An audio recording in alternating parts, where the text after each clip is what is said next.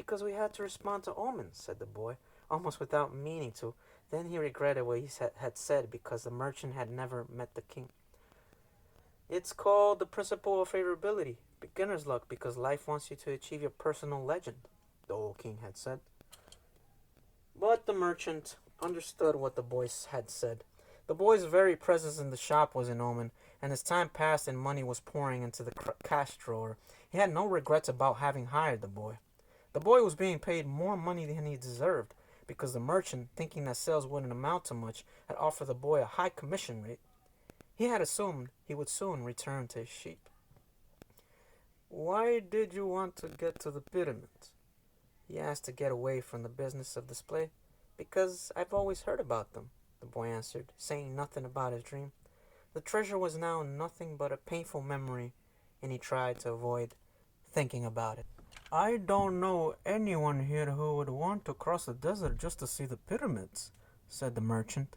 They're just a pile of stones. You could build one in your backyard. You've never had dreams of travel? Said the boy, turning to wait on a customer who had entered the shop. 2 days later, the merchant spoke to the boy about the display. I don't like much change, he said. You and I aren't like Hassan, the rich merchant. If he makes a buying mistake, it doesn't affect him much, but we two have to live without mistakes. That's true enough, the boy thought ruefully. Why did you think we should have the display? I want to get back to my sheep faster. We have to take advantage when luck is on our side, and do as much to help it as it's doing to help us. It's called the principle of favorability, or beginner's luck. The merchant was silent for a few moments. Then he said, The Prophet gave us the Quran and left us 5 obligations to satisfy during our lives. The most important is to believe only in the one true God. The others are to pray 5 times a day, fast during Ramadan, and be charitable to the poor. He stopped there, his eyes filled with tears as he spoke of the Prophet. He was a devout man, and even with all his impatience, he wanted to live his life in accordance with the Muslim law. What's the 5th obligation? Asked the boy.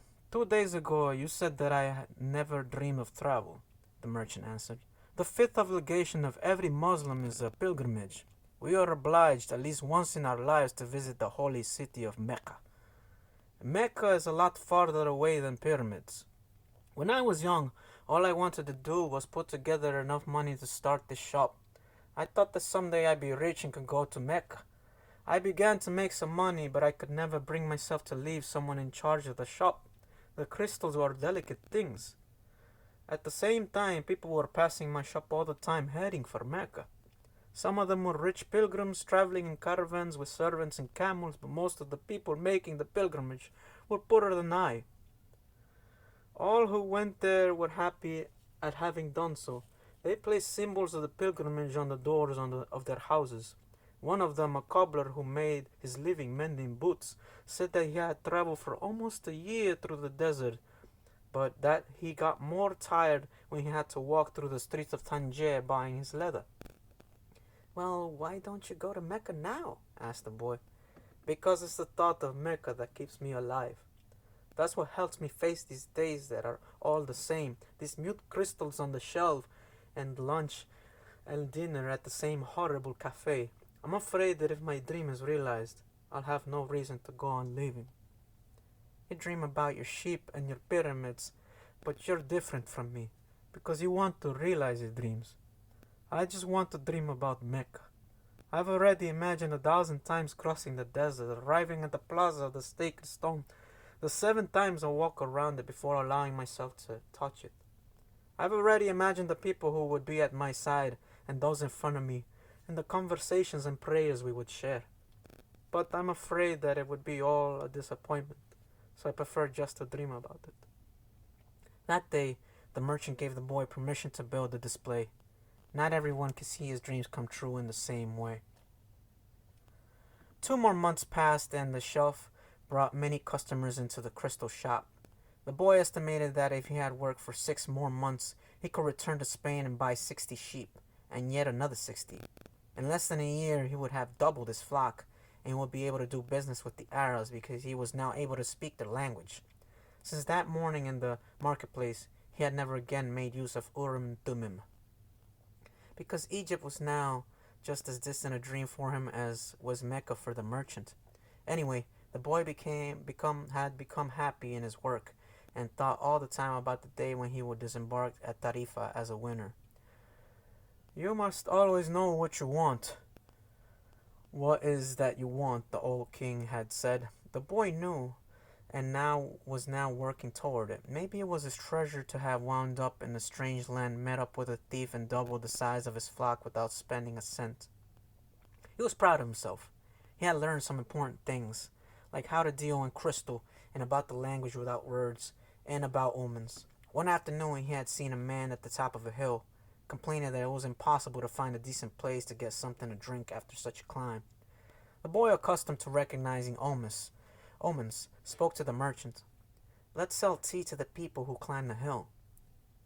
Lots of places sell tea around here, the merchant said. But we could sell tea in crystal glasses. The people will enjoy the tea and want to buy the glasses.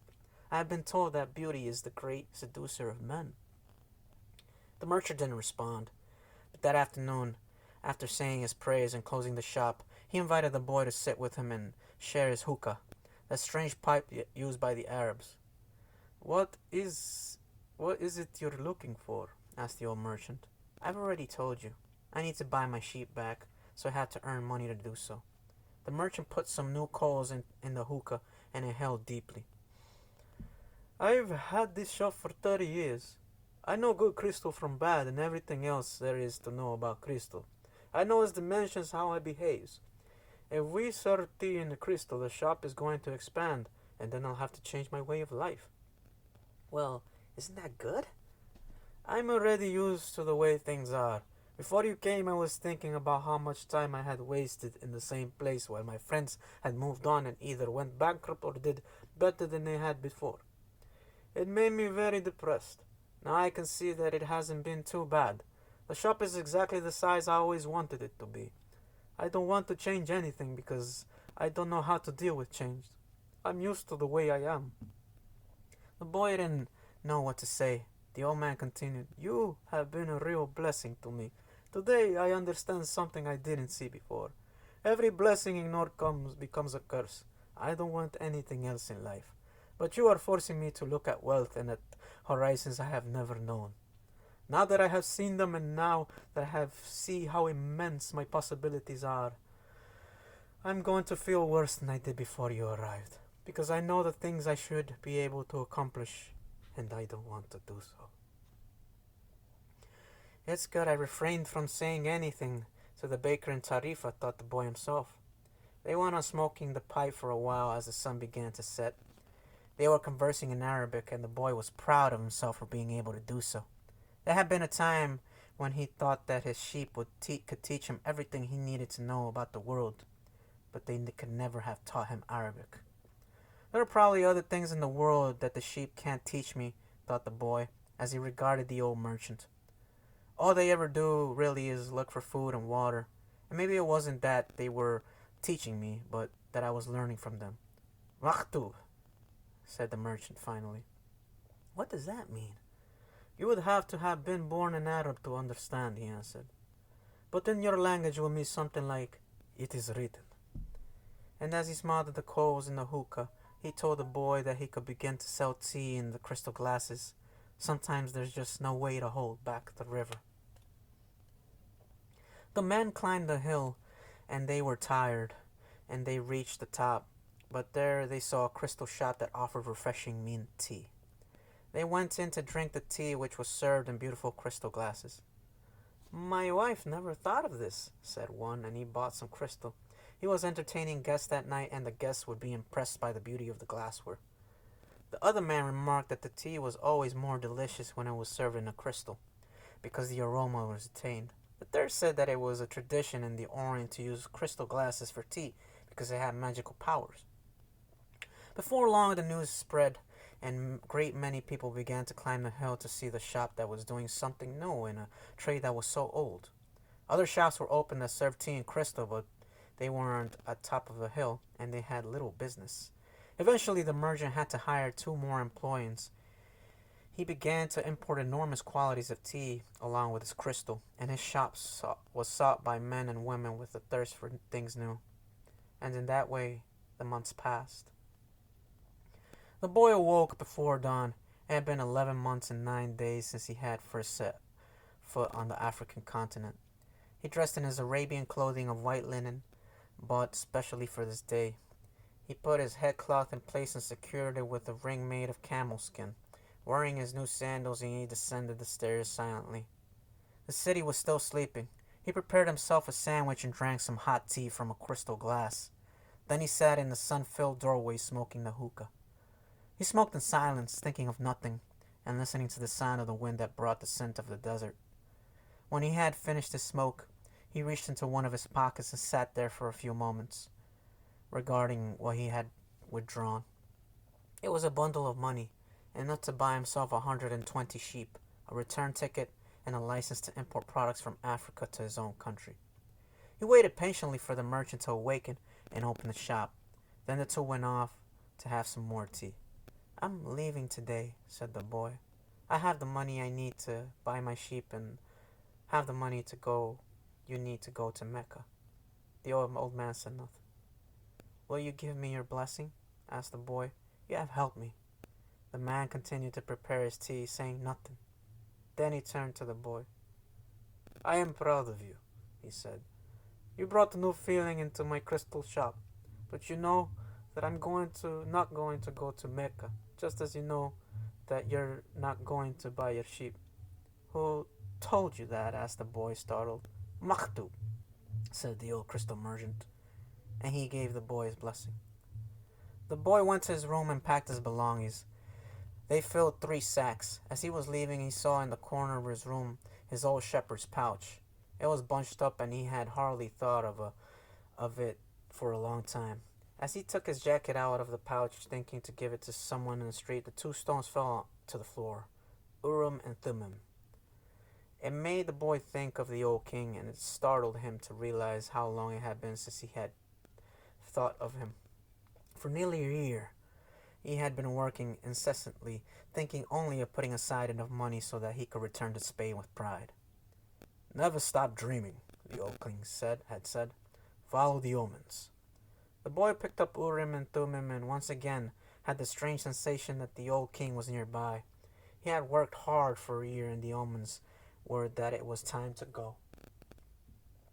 "I'm going to go back to doing just what I did before," the boy thought, "even though the sheep didn't teach me to speak Arabic." But the sheep had taught him something even more important, that there was a language in the world that everyone understood, a language the boy had used throughout the time that he was trying to improve things at the shop. It was the language of enthusiasm, of things accomplished with love and purpose, and as a part of a search for something believed in and desired. Tangier was no longer a strange city, and he felt that just as he had conquered this place, he could conquer the world. When you want something, all the universe conspires to help you achieve it, the old king had said. But the old king hadn't said anything about being robbed, or about endless deserts, or about people who know what their dreams are but don't want to realize them. The old king hadn't told him that the pyramids were just a pile of stones or that anyone could build one in his backyard. And he had forgotten to mention that when you have enough money to buy a flock larger than the one you had before, you should buy it. The boy picked up his pouch and put it in with his other things. He went down the stairs and found the merchant waiting on a foreign couple, while 2 other customers walked about the shop drinking tea from crystal glasses. It was more for activity than usual for this time of the morning. From where he stood, he saw for the first time that the old merchant's hair was very much like the hair of the old king. He remembered the smile of the candy seller on his first day in Tangier, when he had nothing to eat and nowhere to go. That smile had also been like the old king's smile.